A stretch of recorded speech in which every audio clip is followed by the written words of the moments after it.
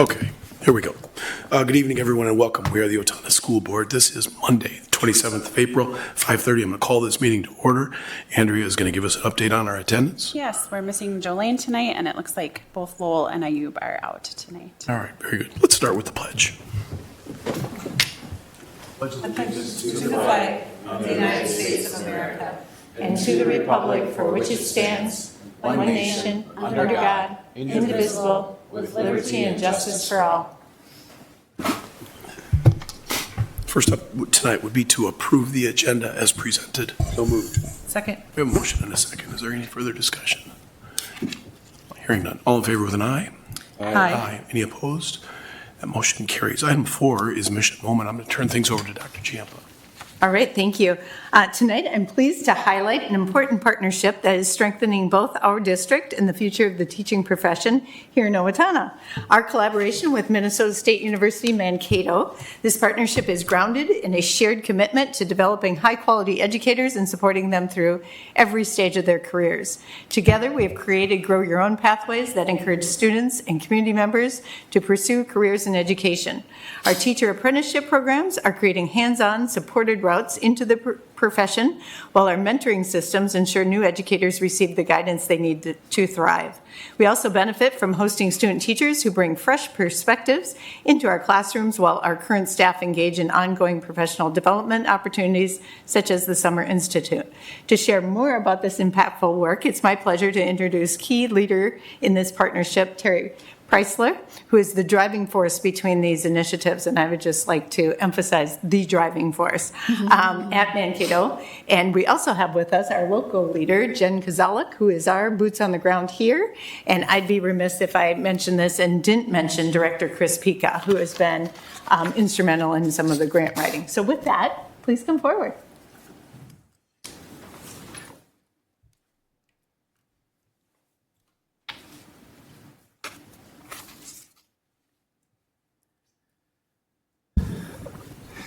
Thank you, Dr. Ciampa, Chair Sebring, members of the board, Owatonna School District. It's a real honor to be here in this role and capacity. I'm Terry Preisler, Acting Director for the Center for Educator Partnerships and Student Support, and this is... I'm Jen Kozalik, and I am teacher on special assignment here at Owatonna, and I help support our early career teachers here as mentor coordinator, and then also our pre-service teachers in partnership with Mankato, those that are placed in the district, student teaching. Excellent. Well, Dr. Ciampa, you gave a really great overview. Thank you so much. I'd like, oh, well, check. But I will add a little context. The Minnesota Educator Partnership really began way back in 1988 through legislative action on professional development sites. And through that statute and legislative action, it was to bring together K-12 school districts and higher education. And there were multiple of them in the state at that time. We are the only professional development site partnership that has continued and sustained and thrived in the state of Minnesota. And quite frankly, we are a model across the state. Anytime that I'm presenting about the things we're doing, I have school districts and other teacher preparation universities and colleges asking, how are you doing this? And it really truly is about a shared commitment into the reimagining and the strengthening of K-12 and higher ed, because none of us can do it alone. Throughout the years, in 2008, we did receive a national award for professional development and presented at national conferences across the nation. And between 2009 and now 2026, collectively have gained and been awarded over $11,800,000 in grants and awards, both at the state and national level. Within those grants, we've been able to fund mentorship training, AVID, Grow Your Own, concurrent enrollment, apprenticeship, and ongoing sustained work to developing leaders. At the core of the partnership is the TOSA and the Grad Fellow. with Jen being your teacher on special assignment, and I have to tell you, you have one of the best. She is thorough, she is caring, she's dedicated, and she's action-oriented, and you can't go wrong with any of those. This role is about communication, collaboration, placements, all of things to keep things going, because that's how you sustain things. And so if you'd like to share a little bit about placements and numbers, that'd be great. So one of my roles, I get to go to Mankato about 2-3 times a month and get to spend the day on campus and have my own professional development as well, which is huge for my growth as well. But I get to place our early career teachers in different levels. Level 1 being their first experience right out of they're in college, they're in their methods courses, and they get that first experience to be in a classroom. Level 2 would be their second, 3, and 4. Level 3 and 4 would be their their student teaching experience, the field experience, getting their co-teaching opportunities with teachers, and then that level 4 being the final experience where they get to solo teach, kind of that gradual release of responsibility and get to try this on their own. So there are different levels of experience that they're looking for, and my role is to find that perfect match, that mentor teacher that can help support them at that level. And so this is year 26 in education for me, but year 20 in the district. So my relationship with the staff here in Owatonna has become really important to get to know them as teachers, get to know them. The admins behind me, I get to know them they know them the best. And so really the relationships that I have with them as well as who would support this candidate the best. And so getting to know them through Terry and getting to know them through the professors right on campus too is who can we connect them with to make that match the best one that they can have. And so far this year, I have placed quite a few candidates. I'm just going to share a few numbers with you so you know how many we've really supported here in Owatonna. We have placed 26 elementary level 1 candidates, so that was their very first experience coming in to see what teaching is like. This is where they get a chance to say, is this for me? Do I really want to do this?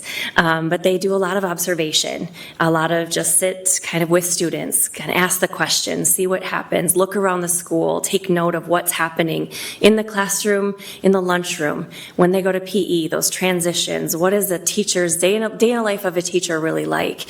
In the prep times, asking the teacher questions, so not just teaching, but more just getting the questions answered. We didn't place any level 2s this year, so our numbers are a little bit lower than last year. We placed 48 level 2s last year because they come in 2s, but we are sharing the love with Faribault and Waseca this year because it is a heavy ask. When you have that many mentor teachers saying yes, which Owatonna Public Schools is amazing. We have amazing teachers and they never let me down. They are very much excited to have them, but it is like I took one last year, I took one last semester, I want to break. And so we decided to break that up. That's a huge ask. So level 2 is passed on to another district, a couple districts this year. We will see them again, not next year, but the following year as we kind of cycle through. Level 3 is that experience where they're getting that first opportunity to co-teach. So that means teaching alongside a mentor teacher. So they're teaching with another experienced teacher. And we had 20 of those this year, 6 of them in elementary, 12 in secondary, and 2 in special education. And in level 4, that's the student teaching experience where the gradual it's a 16-week placement, gradual release of solo teaching on them in a minimum of 2 weeks in the classroom, teaching on their own, knowing they have the support if they need it, but they're just a step right outside the classroom. And we placed 14 this year, 10 in elementary, 1 in secondary, and 3 in special ed. These numbers are a little bit lower this year in secondary. Last year we had Mary Hawkins as a second TOSA in my role, so we had a shared responsibility. She supervised our secondary candidates because she had the licensure. My licensure is K6, and so I can't supervise at that level. At level 3, 3 is where I drop off because I don't have the credentials to supervise a candidate at level 4. So there were less in the secondary this year as last year. But and then the 26, 27, I'm already on a roll. We've got 2 elementary candidates placed and 8 in level 4. So we're really excited to see the numbers already starting for our next school year. Very exciting. Jen does a great job getting placements, but also then the following through. We graduate a little, like this spring, we will graduate over 300 teacher preparation candidates. We are the largest in the state of Minnesota, and we place 65 to 80% of our candidates in one of our 7 partnership districts consistently. So you are having an influence on a large number of teachers who are growing into the profession. We also have created professional teaching internships, Summer Institute, Rising Educators Academy, which is an experience for high school students to come onto campus for a week in the summer to learn about being a teacher and also to do some career exploration within a summer school program. We have career fairs, the Intro to Ed course that you have here, and a concurrent enrollment as part of the partnership, avid tutors, and then, of course, professional networks with superintendents and directors of teaching and learning, and, of course, the apprenticeship, which is a whole topic unto itself, which is incredible. I guess the key piece is that it is a cycle of growth. This is a workforce development initiative and being in this partnership, but it's also a community building. The number of candidates who come to one of our partner districts who say, I never would have thought to apply there for a job, but now that I've been there, there isn't anywhere else I want to be. And because of the commitment that Owatonna Public Schools has done to mentoring, supporting, sustaining with positions such as Jen's and with the leadership that you have people who stay. And that's what you're looking for too. So grow them through those schools, grow them into being educators or the careers of their choice, come back to the community, have the experiences, and then grow as professionals and grow their family and grow your community.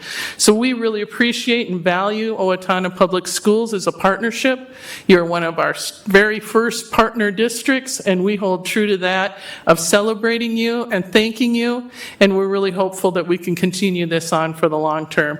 And personally, Owatonna is near and dear because I loved my time here as a principal at Lincoln and across the district. So thank you for all you do.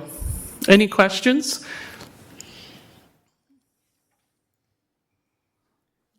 I think just a comment, Terry, you and I were talking beforehand, and I've just heard about this program for years and years and years, and it's really exciting, and I'd love to hear all the details and I can't help but the numbers, right? And we know we've received some great teachers as a result of the program. So just thank you so much for all your work. And Chris, I know Chris has been working on this a very long time, so. Yeah, absolutely. So thank you so much. Yeah, just a really quick follow-up question. Yeah. From that group of students that would be in their first year, where they're just simply in an observational role, what's the attrition rate from generally? What's the attrition rate from that first experience to those that actually make their way into the profession? That is a great question. And I don't have an exact number for you, but I can tell you within special education and elementary education, which are both like cohort models when they get to professional ed, it's like a 90+% retention rate. We do not lose hardly any within those areas. Secondary programs is tougher to track because they also have all their content courses and their education courses, so they're in and out.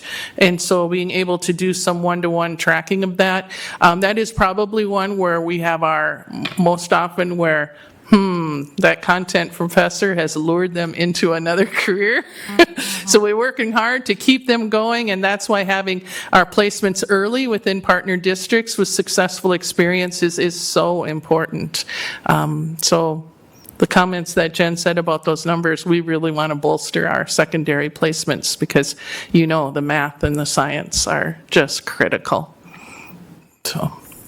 Anybody else? Terry, welcome back to Owatonna. Thank you so much. Thank you. Okay, we're going to move on to item 5, which would be public forum. Do we have any cards? No cards tonight. Item 6 would be just general information in the enrollment report. Appeared as though there was only one cell where we had attendance just a bit above what we would like. Anybody, any questions for Dr. Champa? Okay. Item 7, this is discussion only, no action required by us. The first would be board forum. Elizabeth, do you mind if I start down on your end? Sure. We have not had a finance committee meeting in quite a while, so I don't have anything else to share. Yeah, we haven't had a facilities meeting recently either, so I don't have anything on that front either. And facilities, right, has not met. But Tim and I had the benefit of a district curriculum advisory committee meeting this past week. And I was very, very enthused by two things with regard to it. And not the least of which would be the high school courses that are being made available to our high school students. We just got robbed when we went to school because the opportunities for the kids today and just the expansive opportunities of really interesting stuff was so much fun to hear about. And we had a little more insight into this new math curriculum. And I'd like to touch back on that just a little bit later if I can. Tim. Then I won't address it. It was very interesting, I'll say that much. We want to know more, so you have to address it. He's going back to We it. will. The policy committee did meet. We have a number of policies that are up for second reading, which are really technical updates and not very interesting in terms of what changes were made. But we brought two that are much more one is brand new with the AI policy, and the other one is a fairly wholesale change to our equity policy because we wanted it to be more in line with our strategic initiatives and better reflect the broad nature of equity than what the old policy did have in it. So, if you want. It's all good. I would just, I had the opportunity, I guess you could say, to work at After Prom again this year. And it's just good to see the kids out having a good time. You know, it sounds like from everything that everybody said, it was a good evening. And we did have one glitch with the After Prom. There was some miscommunication, and the person that kind of runs the casino at night didn't show up. So we all went home and got our own poker sets and and turned it in. And we got to use actually Corey Cath dollars. They had like some dollars that had Corey Cath's picture on them. So it was kind of a fun way to improvise. So, but it was a good evening. Yeah, I don't think I have anything other than, what Tim had shared about policy. So I would just encourage you to take a look at those two new ones. The AI one in particular, I was grateful that Mike had done so much reduction and revision to get that into kind of the core. It's half of what the model policy is, so we can all be grateful for what Mike did. Right. But anyway, first reading on those tonight, so there's plenty of time to read those before we need to take any action. All right. Yeah, thank you. I'm going to go on to item number 2 here, which would be those policy revisions. Is there anything else that you want to lift up, or since it is a first reading, anybody have any questions for members of policy with regard to these 2 new policies? All right. And item 3 would be that school board work session report. A good coverage of everything that the teaching and learning staff had gone through with regard to notably the math curriculum and the introduction of how that's going about, which I found to be fascinating. And then Tim, as I say, Tim and I had the benefit of an even better first look at it. So it was pretty cool. I'm going to go on from this, and we're going to go on to item B, which would be the administrative report. I'm going to turn it over to Dr. Champa for the cadence of accountability. All right, so as you look at the cadence in front of you, you can see we continue to make forward progress, looking at the strategic directions that the board has set. I'll use this opportunity to also just mention that there's no real interest in relooking at our strategic plan. However, we are in our district leadership team really looking at, are there areas that maybe just need a little refresh or a little polishing? So that will come back to you for a suggestion. But a number of things, as you can see in the administrative report, there's a lot of things going on. Specifically, a couple of things I'll just point out: the organizational structure and efficiency. I would say as we went through our budget reductions, also just constantly looking at how might we be more efficient as we put different positions in place and streamline things a little bit. So you have a few examples of that. And then just legislatively, I'll point out the couple of things that were noted here. Our compensatory funding continues to be an area that we continue to look at. Remember, this year we are in a hold harmless. So because of the change in universal meals, those applications, families didn't fill them out. Now we have moved to a direct certification model. So for those who have MA billing, that type of thing. And for us, that would change our revenue by $960,000. So after just doing a major budget reduction, that is significant.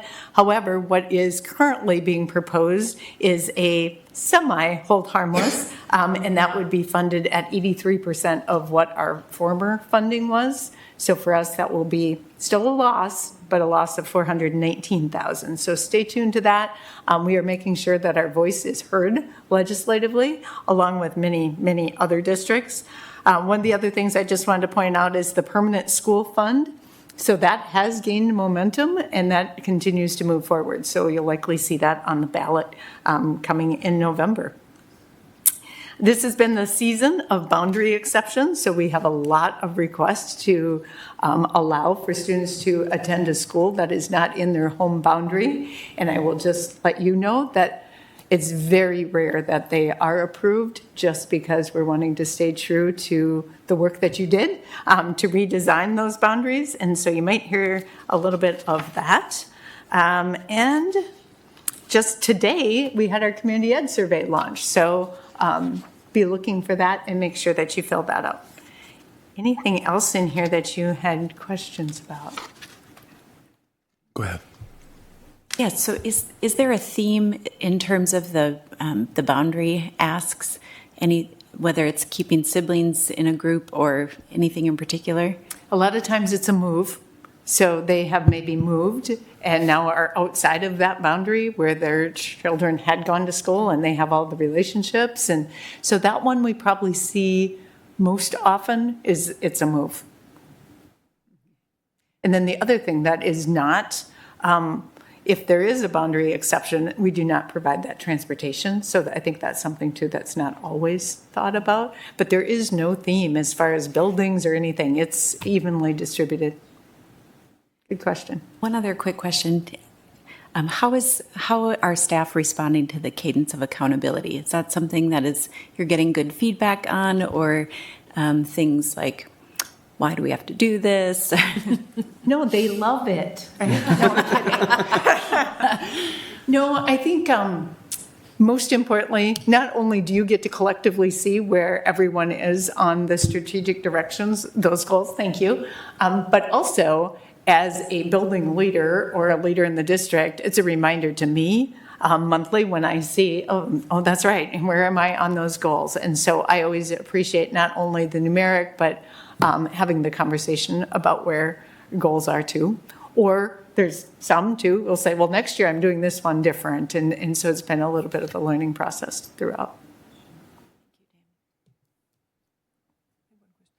Dr. Champa, it's interesting you were talking about funding and so on for meals. I noted the breakfast pilot at one of the elementary schools, which I was excited to hear about because I am just a firm believer in the value of that for those who need it. Where might that go in the future? Do we anticipate implementing that? Yes, and so they're just looking at how do they schedule it so it's less disruptive to the start of the teaching day. Okay. And so they're moving that time a little bit. I think that has been a little bit of a conundrum for a few years as to when that is. And we talk about the importance of every instructional minute. And when you look at how many minutes that is over the course of the week, so. So have we been providing? Breakfast, yes. Yeah, okay. Yep, but not, It's the timing is, It's kind of been a grab and go, right? And then the kids are eating in the Correct. classroom, where this is going to be more to try and that's not separate always it. loved. Yeah. I get it. Okay, I appreciate that. Thank you. Thanks. Anybody else? Any other questions? I need to ask your permission, and I Yes, please. completely unfairly, totally unfairly asked Julie, like 2 minutes before the meeting started, if she wouldn't mind coming up, because there are two things that I want to address, that one of which showed up in your report, and Julie, if you want to just take a seat next to Tammy, doesn't matter to me. But one of the things that you had mentioned, Tammy, in your report was just a quick update on wit and wisdom.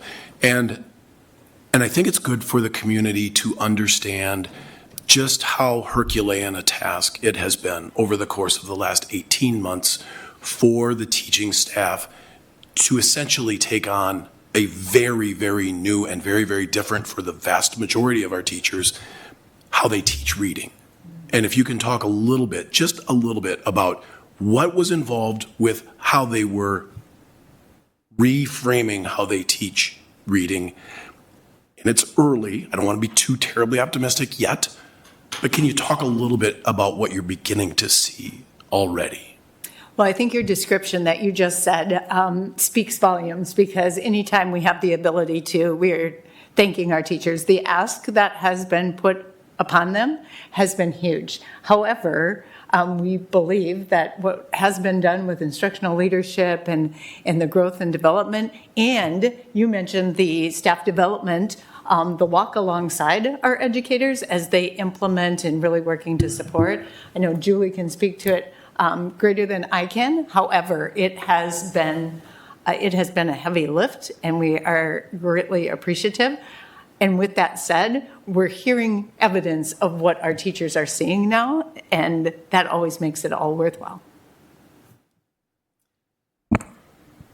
Sorry, I have to sit up in this bigwig chair here. Without a doubt, what you mentioned, this was a pretty significant change for our teachers, and I've been in education for a long time.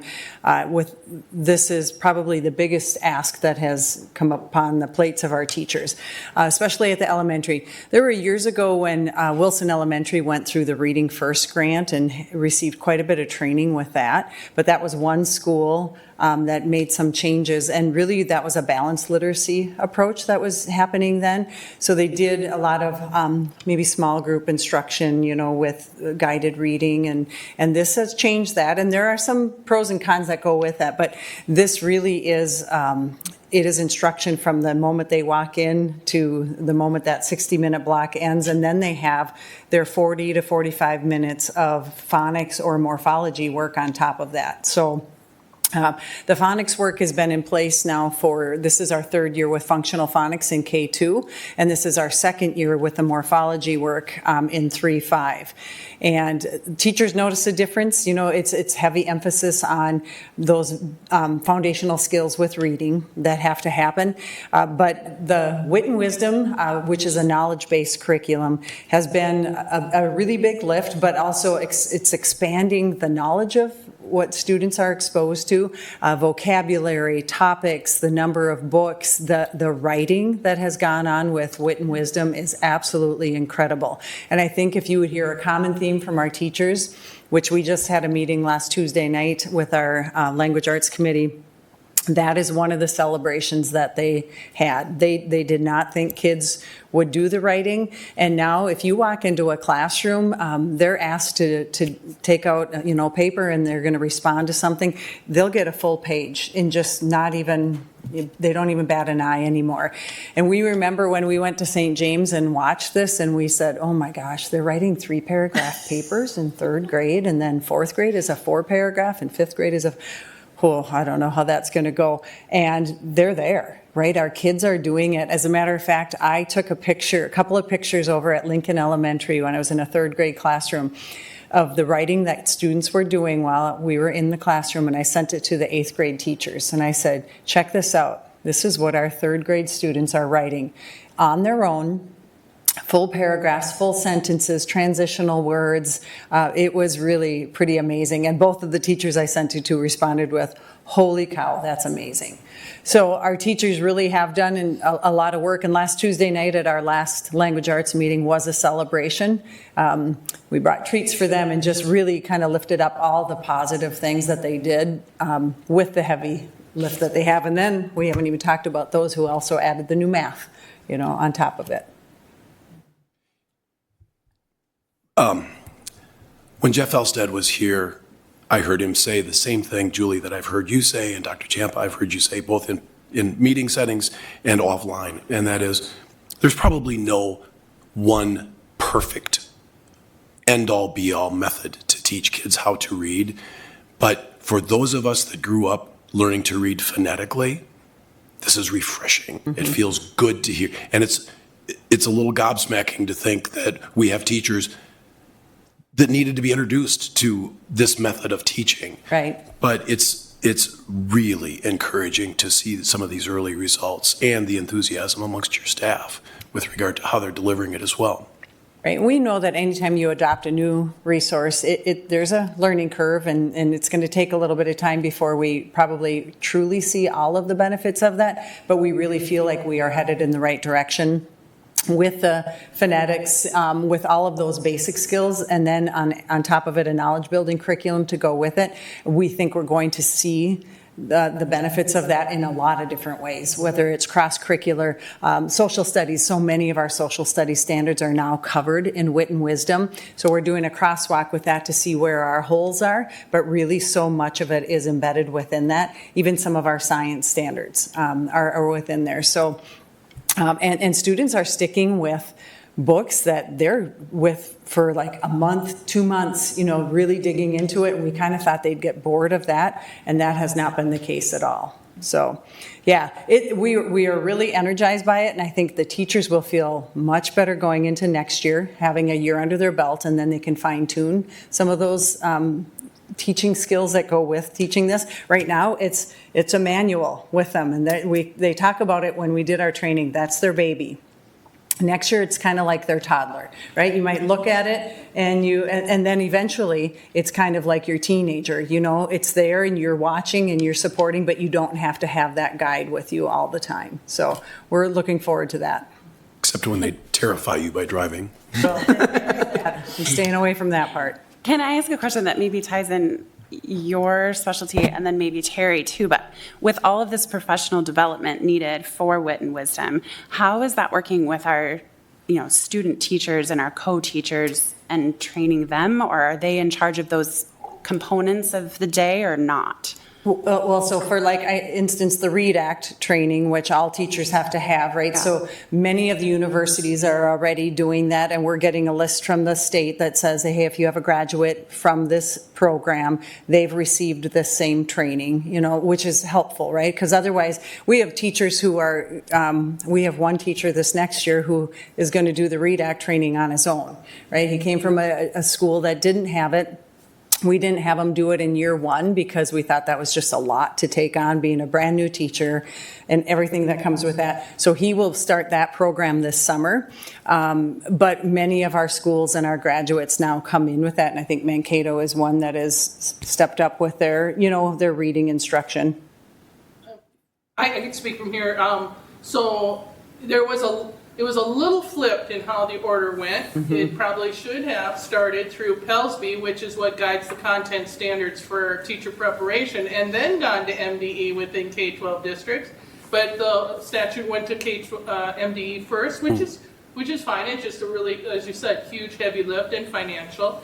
And then so the PELSB, which is licensing board, as I said, that guides our content of higher ed, has done a crosswalk of READ Act with the standards that are required for literacy instruction through teacher preparation, and go through a complete audit of our curriculum to make sure that every single teacher prep program has the components necessary to align. And so this is the first fall that PELSB began doing approval audits of the instruction, and then we'll give a PD waiver, it's called by statute, that if you graduate from a teacher preparation program that has met the PELSB standards, that would be aligned with READ Act. Now, I will be very clear that it does not mean they've had letters training. It doesn't mean they've had the individual the programs that they had choice of. But all of the aspects of the science of reading, all of the strategies, all those pieces have been crosswalked and must be a part of our teacher preparation program. Excellent. Good question. Any other questions on wit and wisdom? Maybe just a quick one. Julie, if you can just comment. I know you said we're several years, this has been rolling out, or pieces of it.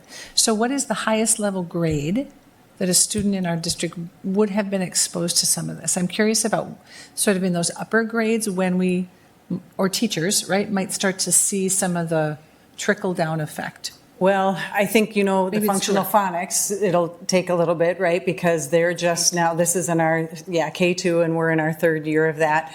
Morphology, though, even last year's fifth graders got it for the first time, so they're at sixth grade. And the teachers would say they can notice, some pieces of that they understand how words are formed and what some of the meanings are, and some of the multisyllabic words. That is one of the biggest hurdles. But it's going to take a little bit of time before, like, I think of the true knowledge building and all of that coming together, because even this year's fifth graders, this was their first go around with it, exposure to it. So I think of like this year's third graders and next year as fourth and fifth. And by the time they get to the middle school, and they're teaching writing. It was interesting because one of the seventh grade teachers was like, well, we're working on writing a paragraph right now. And I'm like, oh, just wait. And somebody said, well, what are they going to do then? And I'm like, then they can fine tune writing, right? They can make it better. They can work on colorful language in your writing and make it that much better. So that is just a huge advantage. But it's going to take a few years before we truly see that. Yep. Thank you.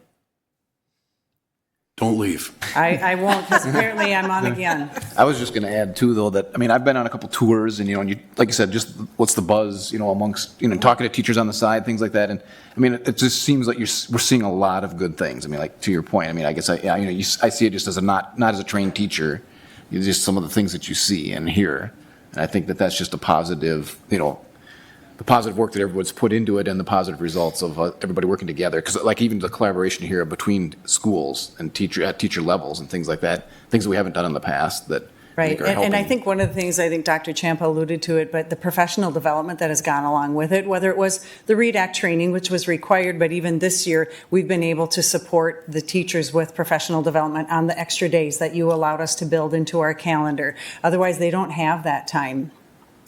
We've done these walkthroughs into classrooms, and our instructional coaches and principals would say the best professional development they've ever had was that. We have a person from Wit and Wisdom that comes in, we go through classrooms, we talk about not what teachers are doing wrong or anything like that, actually like what should we be celebrating, what are the things that we should look for when we go into classrooms.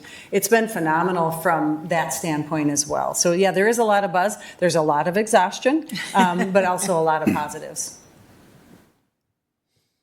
Anything else? Wit and wisdom. Okay. I want to talk about math. Okay.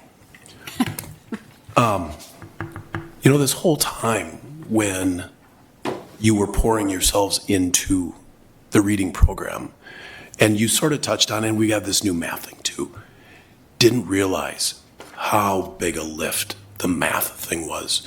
So Julie, if you would, two quick things. Mm-hmm. Super high level view, super high. The work that you and Wendy Egermont did, give the community a bird's eye view of what was the process to land on this different Resource? approach to teaching math? How did you get to this point? Right. So at an overview, new standards came down from the state. And with that caused us to look at, the resource that we have had in place. We've had that resource in place since 2000. So we've had the same math resource for 25 years. And that math resource was really, really teacher driven. I'm going to demonstrate, I'm going to show you, you sit in your chair and, hopefully you learn the math. And they did a lot of really good things with it. I'm not to say that.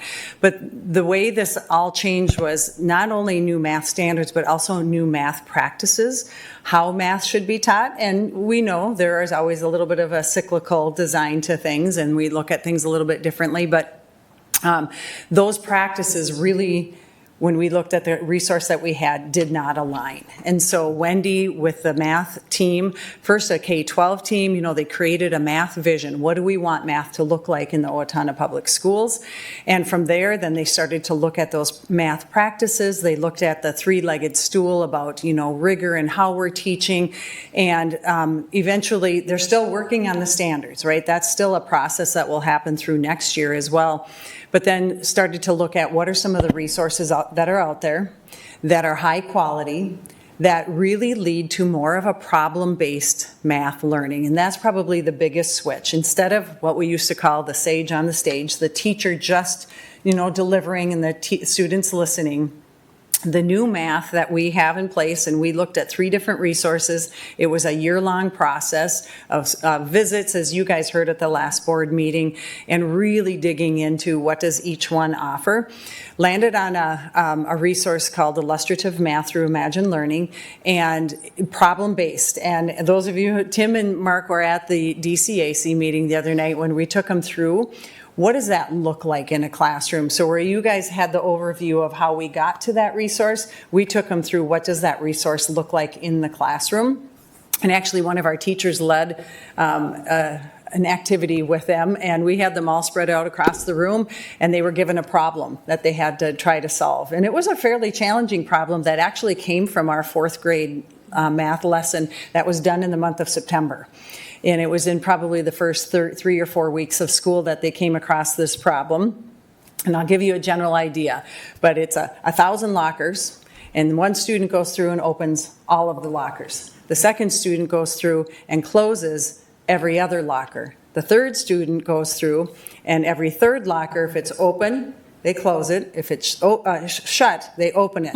Then through a 4th and through a 5th. And then you have to try to figure out the pattern about how many lockers will be open after 1,000 students go through. And it was interesting to watch the thinking, because we had a couple of community members who are on our DCAC. We have a group of teachers, a couple of board members that went through the exercise. And then once we kind of got through it all, Kristen Scala led this and kind of walked them through how this looked in the classroom.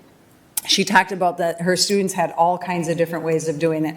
They had little coins out, marking the different lockers. One group came up to her and said, can we go out in the hallway and can we take sticky notes and put them on lockers and open them and shut them as we go along? And she's like, absolutely. So a very hands-on approach where she wasn't just delivering the lesson, she introduced it, kids worked together. There is a lot of partner work and a lot of group work, which you saw in the video that we showed at the last board meeting.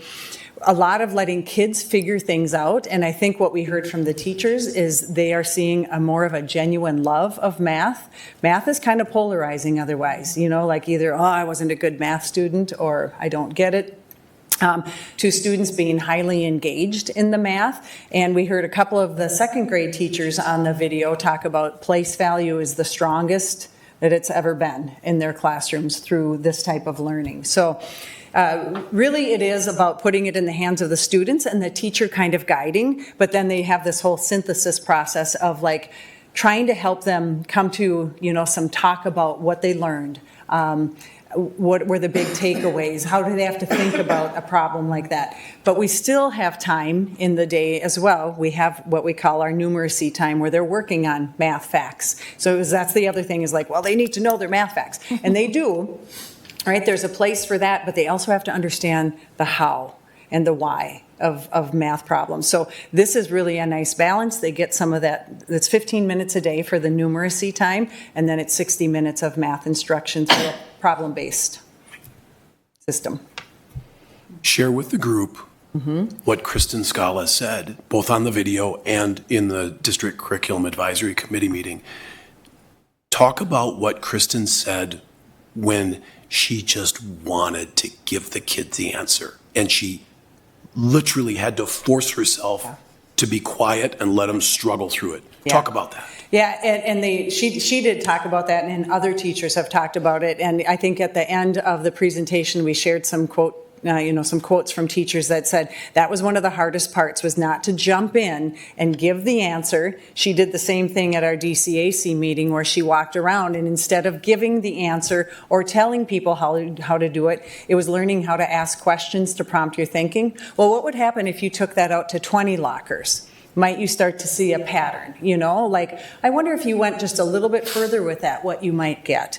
And that's really hard, because our teachers were taught, they're in the front of the classroom and they're delivering. And this is a different way of doing it. So I think, but they also, all the teachers who were the early adopters would say it was worth that struggle to try to let the kids, come into their own and have that dialogue with each other, those conversations about math numbers, math problems, and how to solve them. So I think that was kind of the gist of what she was saying. And I'm going to tell you, Kristen Scala, very good teacher, but has also seen some really strong results.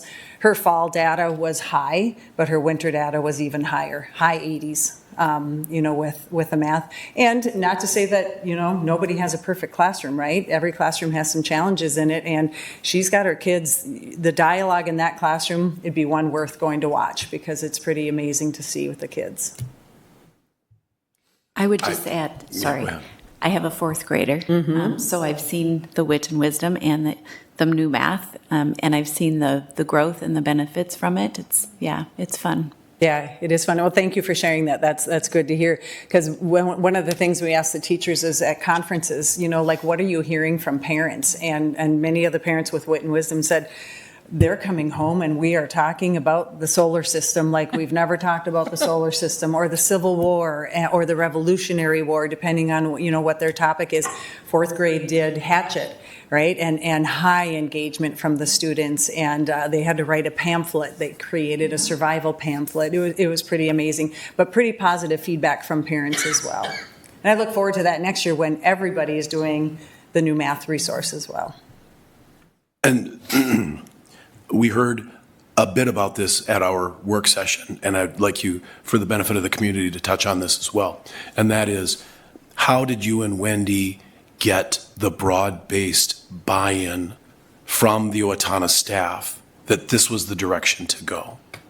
Well, and I'm going to credit Wendy with this. She really created a very thorough process with that math team. They spent a month with 3 different resources. Wendy had done her research and really knew we needed a problem-based resource. So she did her research on which ones have the highest gains, which ones are highly rated on ed reports, and brought 3 different ones forward. And I will tell you, I think Wendy went into it thinking there was a resource she thought we should have, and it was the one to get.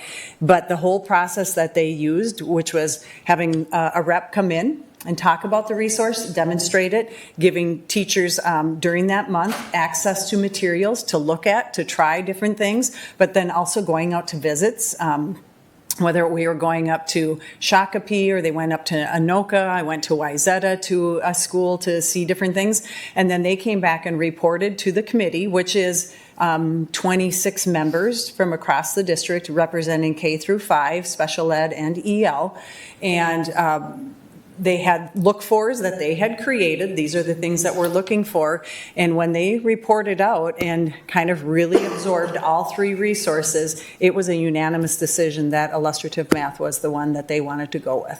So I think her whole process of bringing them on and not shoving something down their throat, right? What she wanted was Bridges initially. But when she saw it in action, she was like, that's not much different than what we have. I think we want this other one. And then she just was up at the MCTM conference up in Duluth this last weekend, connected with Hopkins, who is doing illustrative math. And so we're talking about getting some teachers up there and some of their teachers coming down here to see how things are going.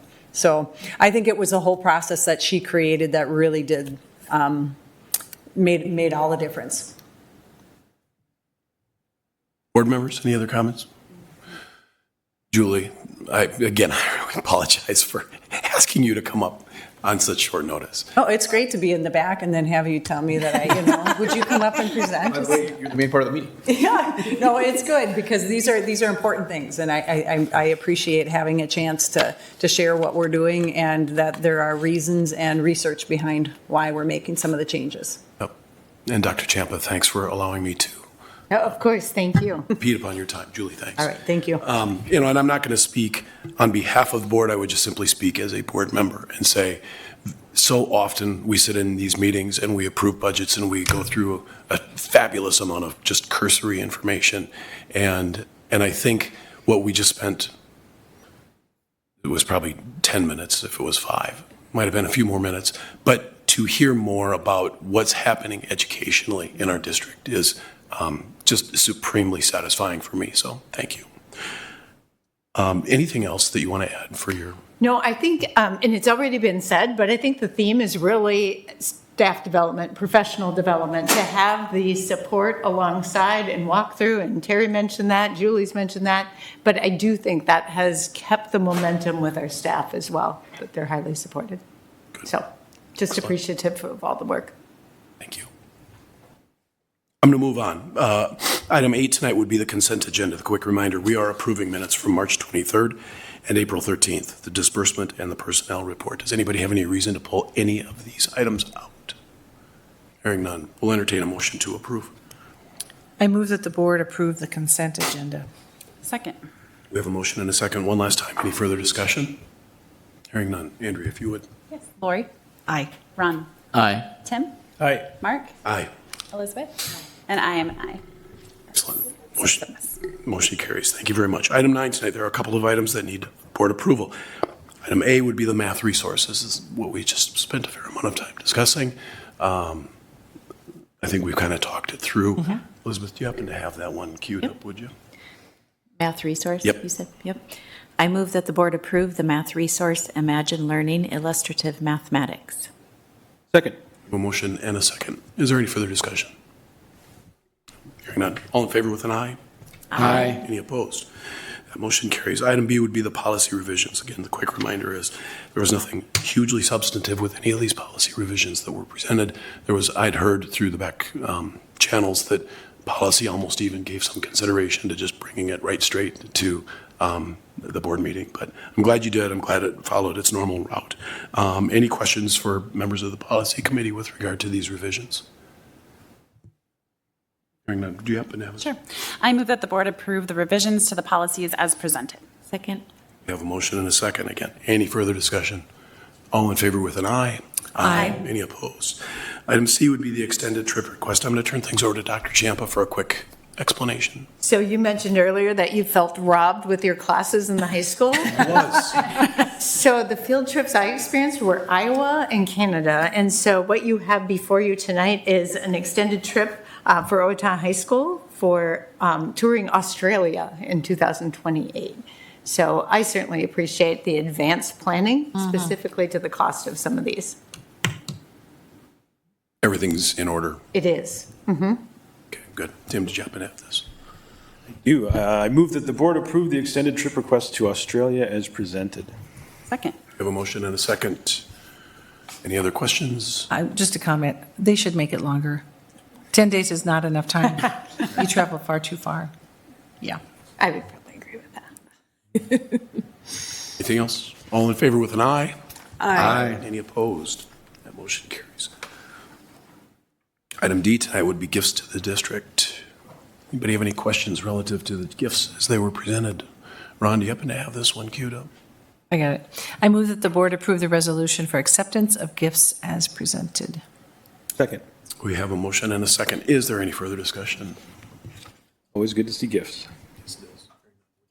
Yes. Lori? Aye. Ron? Aye. Tim? Aye. Mark? Aye. Elizabeth? Aye. And I am an aye. Motion carries. Thank you. Item 10 tonight would be to adjourn. I will make the motion that we adjourn. Second. Oh my gosh, I thought we were going to die for that for a second. So we playing chicken. Second. I would say we've had a very good meeting. It was a very good meeting. We have a motion and a second. All in favor with an aye? Aye. Any opposed? That motion carries. That was a great meeting tonight, folks.